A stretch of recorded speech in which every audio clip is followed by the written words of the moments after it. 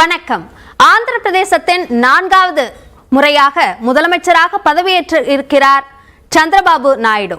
அவருடைய இந்த பதவியேற்பு என்பதும் இந்த தேர்தலில் அவர் பெற்ற வெற்றி என்பதும் மாநிலத்திற்குள்ளாக அவருக்கான முக்கியத்துவத்தை மட்டுமல்லாமல் தேசிய அளவிலும் ஒரு ஆட்சி தக்க வைக்கப்பட வேண்டும் என்றால் இவருடைய ஆதரவு அவசியம் என்ற நிலையை அவருக்கு பெற்று தந்திருக்கிறது. அதனால் அந்த வகையில் பார்க்கும்போது மாநில அளவில் மட்டுமல்லாமல் தேசிய அளவிலுமான முக்கியத்துவத்தை பெற்றுக் கொண்டிருக்கக்கூடிய இந்த தேர்தலுடைய முடிவுகள் எதனால் அவருக்கு இப்படியான ஒரு வெற்றியாக அது அமைந்திருக்கிறது என்பதையும், அதே போன்று இதற்கு பிறகாக அவர் சந்திக்க உள்ள சவால்கள் என்ன என்ற கேள்விகள் எழுகின்றன. அது மட்டுமல்லாமல் இவருடைய கோரிக்கைகளை என்டிஏ கூட்டணிக்குள்ளாக எப்படியாக அதனை முன்வைத்து அவர் பெற்றுக்கொள்ளவிருக்கிறார் என்பதும் ஒரு சவால் நிறைந்த கேள்வியாகவும் இருக்கிறது. இவற்றுக்கெல்லாம் பதிலளிப்பதற்காக நம்முடைய விருந்தினர்கள் நம்மோடு இணைந்திருக்கிறார்கள். பத்திரிகையாளர் திரு கார்த்திகேயன் நம்மோடு இணைந்திருக்கிறார். அதே போன்று விமர்சகர் திரு சுமந்தும் நம்மோடு நேரலையில் இணைந்திருக்கிறார். இருவருக்கும் வணக்கம். முதலில் திரு கார்த்திகேயன், சந்திரபாபு நாயுடுவோட இந்த இமாலய வெற்றிக்கு என்ன காரணம்? கடந்த முறை வேற ஒருவர் ஆட்சியில் இருக்காங்க, இப்போ ஆட்சிக்கு மாறும்போது அந்த எண்ணிக்கையில சின்ன மாற்றம் இருக்கலாம், ஆனா ஒரு மிகப்பெரிய வெற்றி 175 இடங்கள்ல கூட்டணியாக 164 இடங்கள்ல வெற்றி பெறாங்க. இந்த அளவுக்கான வித்தியாசம் எப்படியாக சாத்தியமானது? இல்லை, இது சந்திரபாபு நாயுடுக்கு மட்டுமே கிடையாது. ஆந்திரா வந்து பெரிய வெற்றியை கொடுப்பது என்பது ஆந்திர மக்களுக்கு இது ஒன்றும் புதுசு இல்லை. இவர்கள் வந்து பெரிய லேண்ட்ஸ்லைட் விக்டரி தான் அவங்க கொடுக்குறாங்க. அதனால் வந்து அந்த தீர்மானம் தான். நீங்கள் ஒரு ஃப்ராக்சர்டு வெடிக்கிட்ட வந்து பெரிய அளவுக்கு ஆந்திராவில் பெற்ற காரணம் வந்து பல்வேறு ரீசன்ஸ். ஒய்எஸ்ஆர் காங்கிரஸ் என்பது சந்திரபாபு நாயுடு டிஃபீட் பண்ணி பெரிய அளவிற்கு அவர் ஒரு யாத்திரை எல்லாம் நடத்தி வெற்றி பெற்று வந்து அவர் பல்வேறு திட்டங்கள், அவர் எடுத்த முன்னெடுப்புகள்லாம் வந்து அவருக்கு கரப்ஷன் அலிகேஷனு, நிர்வாகத்தில் வந்து நிதி மேலாண்மையில் வந்து பல்வேறு சிக்கல்கள், அதுவும் கடன்களை வந்து அதிகமாக்கியது அப்படின்ற பல்வேறு பிரச்சனைகள் அவருக்கு இருந்துச்சு. ப்ளஸ் வந்து கடைசியாக வந்து இந்த அவரை கைது செஞ்சு ஒரு 53 நாள் ஜெயிலில் வேறு வச்சுருந்தார். அப்போ அந்த சிம்பத்தி, அதே சமயத்தில் தான் வந்து பவன் கல்யாண் வந்து கூட்டணியை உறுதி செஞ்சு அவர் ஜெயிலே போய் பார்த்துட்டு வந்தார் சந்திரபாபு நாயுடுவை. இந்த ஸ்கில் டெவலப்மெண்ட் கார்பரேஷனில் ஒரு ஊழல்னு சொல்லிட்டு அவரை பிடிச்சி சிறையில் அடைச்சிருந்தார் 53 நாட்கள். அப்போது அங்கே போய் அவரை பார்த்துட்டு வந்துட்டு அங்கேயே இருந்து உறுதி செஞ்சுட்டு அதுக்கப்புறம் தான் பிஜேபி, டிடிபி மற்றும் பவன் கல்யாணோட ஜனசேனா கூட்டணி உருவாகுது. அப்போ ஏற்கனவே ஜெகன் கட்சியில் இருக்கக்கூடிய பெரிய ஒரு ஆன்டி இன்கம்பன்சி, ஒரு பெரிய அதிருப்தி, ப்ளஸ் அவர் மீது இருந்த பல்வேறு ஊழல் குற்றச்சாட்டுகள், அப்புறம் எதிர்பார்த்த அளவுக்கு டெலிவர் பண்ணாதது, ப்ளஸ் 2019 22 சீட்டு ஜெயிச்சிருந்தார் 25ல் ஒய்எஸ்ஆர் காங்கிரஸில் ஜெகன். அப்போது வந்து சில விஷயங்கள் கேட்டு பெறுவார், பல்வேறு சிறப்பு சலுகைகள்லாம் பெறுவார்ன்றப்போ அது எதிர்பார்க்கிறது நடக்காது. ஆனால் தொடர்ந்து பிஜேபிக்கு ஆதரவு, நவீன் பட்நாயக் போல் எப்பெல்லாம் பிஜேபிக்கு தேவையோ அப்போல்லாம் வந்து ராஜ்யசபாவிலையோ இல்லை லோக்சபாவில் கூட கேட்காமலே, கண்டிஷன் இல்லாமல், கூட்டணியிலே இல்லாமல் ஆதரவு தெரிவிச்சிட்டு இருந்தார் ஜெகன். ஆனால் வந்து அவருடைய ஆந்திராவுக்கு கேட்டு பெற்றது பெரிய அளவிற்கு ஒன்றும் இல்லை அப்படின்ற விமர்சனம் அவருக்கு மீது தொடர்ந்து இருந்து கொண்டே இருந்தது. ப்ளஸ் அந்த சமயத்தில் தான் வந்து அவர் 3 தலைநகரங்களை உருவாக்கினார். அமராவதியை வந்து தலைநகரமாக வந்து பெரிய அளவிற்கு உருவாக்கணும்னு சொல்லி ஒரு 34,000 ஏக்கர் நிலங்களை வந்து மக்கள்கிட்ட வந்து கையகப்படுத்தி பெரிய அளவுக்கு உருவாக்கணும்னு கடைசியாக சந்திரபாபு நாயுடு இருந்தப்போ ஒரு திட்டத்தை எல்லாம் அறிவித்து அதை செயல்படுத்த ஆரம்பித்தார். ஆனால் இவர் ஆட்சி மாற்றம் வந்ததுக்கப்புறம் என்ன பண்ணார்னா, அந்த திட்டத்தை கைவிட்டது மட்டும் இல்லாமல் உலக வங்கி கூட அதற்கு வந்து இந்த ஃபண்டிங் ஒரு ஸ்டேஜில் நிறுத்திட்டாங்க. அவங்க வந்து அந்த ஃபண்டிங்க்கு தான் போயிட்டு இருந்தாங்க, அது கூட ஸ்டாப் பண்ணப்பட்டது. ஆனால் ஒய்எஸ்ஆர் காங்கிரஸில் ஜெகன் வந்ததுக்கப்புறம், முதலமைச்சரானதுக்கப்புறம் அந்த அமராவதி என்றதை நிறுத்தி 3 தலைநகர உருவாக்குனார். இங்கே அமராவதியில் ஒன்று, அதுக்கப்புறம் வந்து இன்னும் விஜயவாடாவில் ஒன்று, அப்புறம் 3 இடங்களாக வச்சு அதை வந்து பெரிய சர்ச்சையாச்சு. இன்ஃபேக்ட் அது கோர்ட் வரைக்கும் போய் கடைசியாக 2002 நினைக்கிறேன் கோர்ட்டில் வந்து 22ல் அப்போ வந்து கோர்ட்டுக்கு போய் கோர்ட்டே வந்து அங்கே இருக்கக்கூடிய உயர்நீதிமன்றம் வந்து தடை கொடுத்தது. அது அப்பீல் இன்னும் பெண்டிங் இருக்குது. அப்போ இது மாதிரியான பல்வேறு சர்ச்சை முடிவுகள் இவர் ஜெகன் எடுத்தது. நாயுடு எடுத்தார்ன்ற முடிவிற்காகவே அதை வந்து பல்வேறு விஷயங்களை அவர் நிறுத்தி வைச்சார். ப்ளஸ் அந்த மாதிரி ஒரு சர்ச்சைக்குரிய பல்வேறு மூவ்ஸ், ப்ளஸ் வந்து ஒரு அதிகமான கடன், பல்வேறு வந்து ஆன்டி இன்கம்பன்சி, இதற்கிடையில் கடைசியாக வந்து ஒரு பெரிய அதிருப்தியில் இருக்கும்போது கூட்டணி அவருக்கு உறுதியாகலை. இவங்க 2 பேருக்குள்ளேயே பிரச்சனை இருந்துச்சு, யார் பிஜேபியோட போகிறாங்க. கடைசியாக பிஜேபி தேர்வு செய்தது வந்து சந்திரபாபு நாயுடு. இன்ஃபேக்ட் கூட்டணியில் இருந்தப்போவே வந்து அவர் ஜெயிலில் தான் இருந்தார்.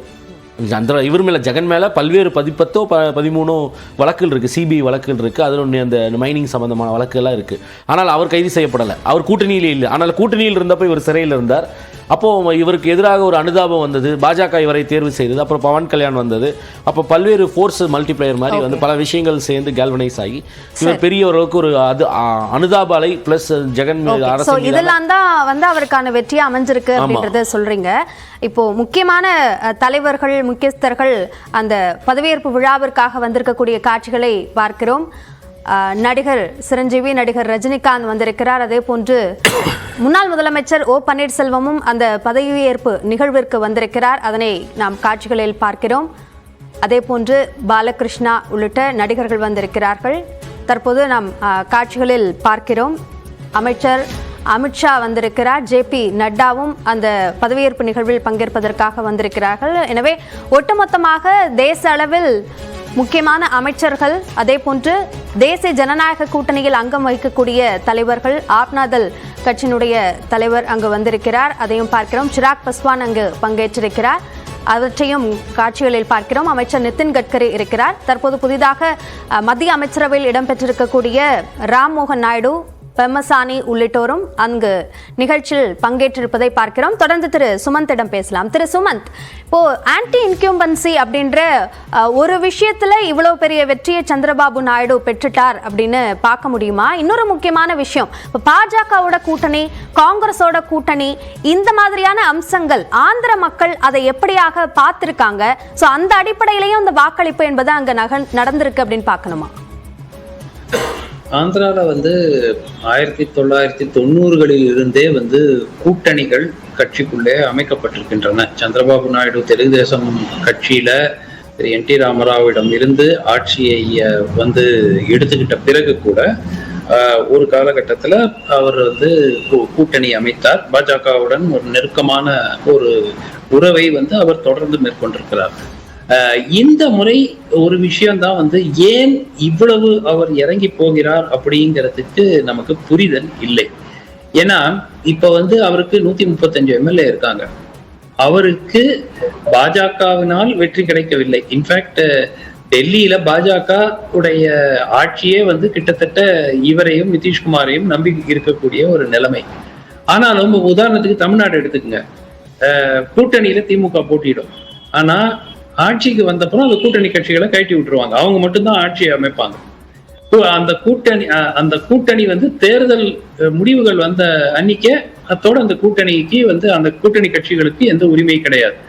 வேற இங்கு பாத்தீங்கன்னா ஜனசேனாக்கு 21 சட்டமன்ற உறுப்பினர்கள் வெற்றி பெற்றிருக்கிறார்கள். அவர்களுக்கு 3 அமைச்சர்கள், அதுல ஒரு துணை முதலமைச்சர் வேற. இப்போ நாயுடுவுக்கு டிடிபிக்கு 135 பேர் இருக்காங்க. அவங்களுக்கு யாருடைய ஆதரவும் தேவையில்லை. தனித்து அவங்க அரசாங்கம் அமைத்து 5 ஆண்டு காலம் வெற்றிகரமா ஆட்சி அமைக்க முடியும். ஆனால் அவர் வந்து அனுசரித்து எல்லாரையும் ஒன்றாக சேர்த்து கொள்ள வேண்டும். பாஜகவுக்கு மொத்தம் 8 எம்எல்ஏ, அவங்களுக்கு ஒரு அமைச்சர் பதவி. சோ நிச்சயமா வந்து இது எதற்காக செய்கிறார் அப்படிங்கிறது இன்னும் புரியாத புதிரா இருக்கு. மத்திய அரசிடம் ஆந்திராவுக்கு நிறைய விஷயங்கள் மத்திய அரசால செய்ய வேண்டிய தேவை இருக்கு. மிக முக்கியமாக அந்த ஸ்பெஷல் ஸ்டேட்டஸ் அப்படின்றதுக்கான வலியுறுத்தலை ஆந்திராவில் முக்கியமா முன்வைக்கிறாங்க. ஸோ அந்த விஷயத்தை சாதித்துக் கொள்வதற்காக கூட இந்த அன்கண்டிஷனல் சப்போர்ட் அப்படின்ற ஒரு விஷயத்தை அவங்க கையில் எடுக்கலாம் இல்லையா? இல்ல அந்த அன்கண்டிஷனல் சப்போர்ட்டுங்கிற விஷயத்தை கையில் எடுக்கலாம். நான் என்ன சொல்றேன்னா, அவர்களுடைய ஆட்சியே வந்து உங்களை நம்பி இருக்கும் போது நீங்க இப்போ உதாரணத்துக்கு மத்திய அரசுல குறைந்தது 3 கேபினெட் பதவிகள் கேட்பார்கள் என்ற எதிர்பார்ப்பு இருந்தது. இப்ப என்ன பண்ணியிருக்காங்க, கேபினெட் அமைச்சர் ஒருத்தர், Pemmasani Chandrasekhar minister of state தான். சோ ஒரு கேபினெட் அமைச்சர், ஒரு இணை அமைச்சர். நான் என்ன கேட்கிறேன், ஜீதன் ராம் மஞ்சி அவர் கட்சி HAM, இந்துஸ்தான் அவாம் மோர்ச்சா, அந்த கட்சியில அவர் தான் ஒரே எம்பி, அவர் கேபினெட் மினிஸ்டர். சந்திரபாபு நாயுடுவிடம் 16 பாராளுமன்ற உறுப்பினர்கள் இருக்கிறார்கள். அவங்களுக்கும் ஒரு கேபினெட் மினிஸ்டர், ஒரு மினிஸ்டர் ஆஃப் ஸ்டேட்னா அது எதற்காக இவ்வளவு? மேபி நமக்கு வர வாரம் ஸ்பீக்கர் சபாநாயகர் பதவியில வந்து குறி வைத்திருக்கிறாரா என்பதை பொறுத்து பார்த்தால் அது வந்து இட் மே மேக் சென்ஸ். சபாநாயகர் பதவியும் பாஜகவுக்கு விட்டு கொடுத்தால் வேற ஏதோ ஒரு காரணத்திற்காக அவர் இவ்வளவு இறங்கி வந்திருக்கிறார் அப்படிங்கிறதான் நம்ம பார்க்கணுமே தவிர there is no logical reason. வேற எந்த ரீசனும் இல்லை. இவர் ஏன் 8 சீட்டு ஜெயிச்ச பாஜகவுக்கு ஒரு அமைச்சர் பதவியை கொடுத்து அமைச்சரவையில சேர்த்துக்கிறாரு அப்படிங்கிறதுக்கெல்லாம் புரிதலே நமக்கு கொஞ்சம் டைம் ஆகும். வேற ஏதாவது காரணங்கள் இருக்காங்கிறத நமக்கு தெரிய வரும். நம்ம தொடர்ந்து பேசலாம். அதற்கு முன்பாக அரசியல் பின்னடைவுகள், தோல்வி, சிறை என்று பல்வேறு இன்னல்களை தாண்டி மிகப்பெரிய ஒரு கம்பேக்கை கொடுத்திருக்கிறார் சந்திரபாபு நாயுடு. ஆந்திராவின் முதலமைச்சராக 4வது முறையாக பதவியேற்றுக் கொள்ள இருக்கும் சந்திரபாபு நாயுடுவின் அரசியல் பயணம் குறித்த ஒரு செய்தி தொகுப்பை தற்போது பார்க்கலாம்.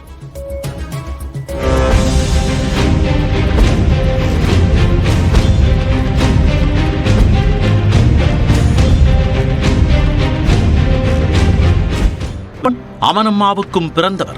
சிறுவயதில் இருந்தே அரசியலில் தீவிர அப்போது அவருக்கு அரசியல் தலைவர்களுடன் ஏற்பட்ட நேரடி தொடர்பால் முழுநேர அரசியல்வாதியாக மாறினார். 2008ஆம் ஆண்டு சந்திரகிரி சட்டசபை தொகுதியில் போட்டியிட்டு வெற்றி கண்டார். அப்போது ஜலகம் வெங்கல்ராவின் அமைச்சரவையில் இடம் பிடித்த சந்திரபாபு இளம் அமைச்சர் என்ற பெருமையையும் பெற்றார். காங்கிரஸ் கட்சியில் இருந்தபடியே 1900 NT ராமாவது மணந்தஸ் கட்சியில் நீடித்த அவருக்கு 1983ஆம் ஆண்டு சட்டப்பேரவை தேர்தல் தோல்வியை தந்தது. இந்த தோல்வியை தொடர்ந்து காங்கிரஸில் இருந்து வெளியேறிய அவர் NTRின் தெலுங்கு தேசம் கட்சியில் இணைந்தார். இதற்கிடையே NT ராமாராவால் குடும்பத்திற்குள் ஏற்பட்ட குழப்பங்களை சாதகமாக்கிக் கொண்ட நாயுடு முதலமைச்சராக இருந்த தனது மாமனார் NT ராமாராவுக்கு எதிராக புரட்சி செய்து 1995ஆம் ஆண்டில் ஆந்திராவின் அரியணையில் ஏறினார். அடுத்து வந்த தேர்தலிலும் அபார வெற்றி பெற்று மீண்டும் முதலமைச்சரானார். முதலமைச்சராக பதவி வகித்த 9 ஆண்டுகளில் ஹைதராபாத்தை தகவல் தொழில்நுட்ப மையமாக மாற்றினார். உலகின் முன்னணி IT நிறுவனங்கள் ஹைதராபாத்தில் முதலீடுகளை குவித்தன. இதன் காரணமாக CEO CM என்றும் அழைக்கப்பட்டார். இதற்கிடையே 2003ஆம் ஆண்டு திருப்பதி அருகே குண்டுவெடிப்பில் சிக்கி நாயுடு படுகாயமடைந்தார். இதனால் ஏற்பட்ட அனுதாப அலையை சாதகமாக்கிக் கொள்ள நினைத்த அவர் சட்டமன்றத்தை ஓராண்டிற்கு முன்னதாகவே கலைத்துவிட்டு தேர்தலை எதிர்கொண்டார். எனினும் அவரது திட்டம் தோல்வியில் முடிந்து தெலுங்கு தேசம் தோல்வியை தழுவியது. 2014ஆம் ஆண்டு தெலுங்கானா மாநிலம் ஆந்திர பிரதேசத்தில் இருந்து பிரிக்கப்பட்ட பிறகு நாயுடு மீண்டும் முதலமைச்சராக தேர்ந்தெடுக்கப்பட்டார். அந்த காலகட்டத்தில் கிராமப்புறங்களை புறக்கணித்ததாக சந்திரபாபு நாயுடு மீது கடும் விமர்சனம் எழுந்தது. 2019ஆம் ஆண்டு சட்டசபை தேர்தலில் ஜெகன்மோகன் ரெட்டியிடம் படுதோல்வி அடைந்தார். சட்டசபையில் YSR காங்கிரஸ், தெலுங்கு தேசம் ஆகிய இரு கட்சிகளுக்கும் இடையே கடும் மோதல் வெடித்தது.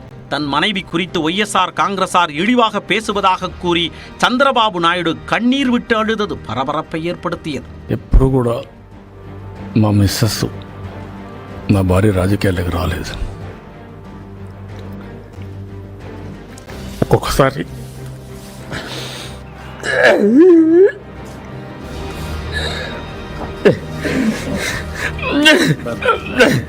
முதலமைச்சராகத்தான் சட்டப்பேரவையில் காலடி எடுத்து வைப்பேன் என்று சபதமிட்டு அதனை தற்பொழுது நிறைவேற்றி காட்டியுள்ளார்.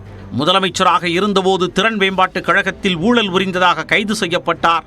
இந்த சட்டப்பேரவை தேர்தல் தெலுங்கு தேசம் கட்சிக்கு வாழ்வா சாவா என்ற தேர்தலாக கருதப்பட்டது. ஆனால் எதிர்பார்த்ததை விட அதிக இடங்களில் வெற்றி கொடி நாட்டியுள்ளார் சந்திரபாபு நாயுடு.